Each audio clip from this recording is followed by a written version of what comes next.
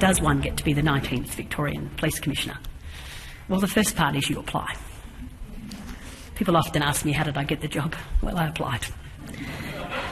Strangely enough, you know, nobody came and got me, no headhunters, no nothing else. I just applied. So the chances of getting in were pretty limited, and it wasn't because there weren't women who wanted to be in the police. In fact, there was a list of 600. There was a quota that said you're only allowed to have 130. And so that was back in the 70s, and so I figured I could go through the process, and through various sorts of means. I think I was, the year they hired me, they hired 6 others, or 5 others and me, 6 of us. They were very proud of the whole 6.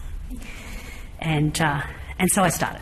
And you can imagine back then, of course, you know, people would have said to me, you know, gee, Christine, you know, one day you can be the police commissioner. I don't think so. It was like, I think they thought I'd stay 3 years and get a better offer. Or you know, get married and have kids and leave, because one couldn't, you know, have kids and stay in policing at that stage. So for me, the whole kind of 70s was a very interesting experience. In that space, one of the things anybody in a group is trying to do is to make people comfortable, to be able to ask things that they might not have been willing to do in other environments, and is an important part of knowing what the environment's like, that you might then have an opportunity to be able to make the most of that. It was the first time I ever really managed people, and it's a very interesting thing to do. And I suppose one of the things about today is to talk a little bit about what management's like. And I remember getting this team, it was 300 people who I was going to manage. So I'd gone from managing 5 to 300. And I was younger than most of them, and kind of wondered about, you know, how I'd go, but I got the job. And I thought, now I know how to do it properly, and I'm going to set everything up. And I remember inviting each of the heads of these areas along to talk to them first about what they wanted to do, about what we thought was a good way to go forward. And then I was going to talk to the whole 300 about our area and what we wanted to do. But I thought I'd start with the managers, and so I asked my PA to arrange this sort of pretty much first or second day I was in the job. And a man came in, and his name was Tom. And Tom comes into the room, and he's got a hat, you know, his hat on, his leather jacket on. He's built, you know, like a bullet, and he's Officer Survival Weapons Training, ex-Vietnam vet, very tough operator, been around a long, long time.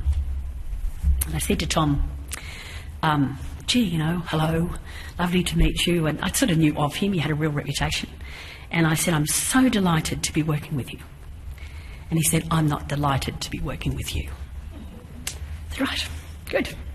I said, guess what, Tom? I got the job. And you and I are going to have to figure this out. I said, you see, Tom, if we don't figure it out, I don't know what to do about how to improve officer survival and weapons training. If you choose not to work with me on this and tell me what you think would be the way we might want to reform this area, then I don't really know what to do about that. And he kind of looked at me, he said, are you serious? I said, Tom, I know how to do lots of stuff. I said, but you know how to particularly do this stuff. And I said, and people respect you. You've been around a long time. You have a great reputation. And people will value you telling me and working with me about how we might be able to go forward. And Hugh Mackay is a writer, a sociologist, and some of you might have seen his stuff. But a little while ago he wrote a book called What Makes Us Tick. And it's kind of an analysis of Australians, and he's done it through different works people he's talked to. And he said when you're thinking about leading people, you need to think about where they come from and what they're looking for. And your own selves, some of you will make these connections. What he says is there are 10 kind of characteristics or desires or wants that we have. One is that we want to belong, that we want to be a part of something.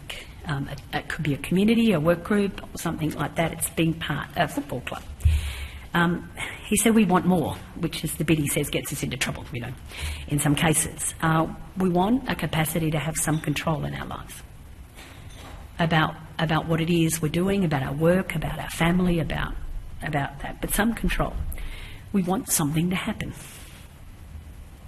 It's a kind of a strange line, but it is an important one. We want something to happen. We want love. We want to be taken seriously. We want a place of our own, a place that is our home, a place that is our part of us. We want something to believe in, we want to connect, and we want to be useful. And I always like thinking about that, because it strikes me that when you're thinking about leading people or managing people, that recognising that amongst all of those people is really important. And this really interesting technology that I used, a whiteboard and a pen. And I explained a couple of things about me, a lot, but a couple, and then said, okay, so if you've got my job, what do you think are the important things that we should be paying attention to in Victoria, please? So how long do you think it took them before they decided to tell me what they thought? How long do you think? Less than a minute through. And off I went. They were really willing and open to share and to be part of thinking about it. And so it went that I met 6,500 members of Victoria Police and asked them what we think we should do. And they were very willing to share.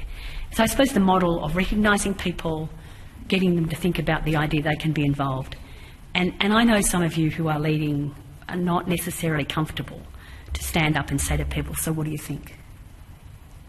But it's a really important piece about leading anybody, to ask the people you're leading, what do you think? She led that whole team. And she fixed that system.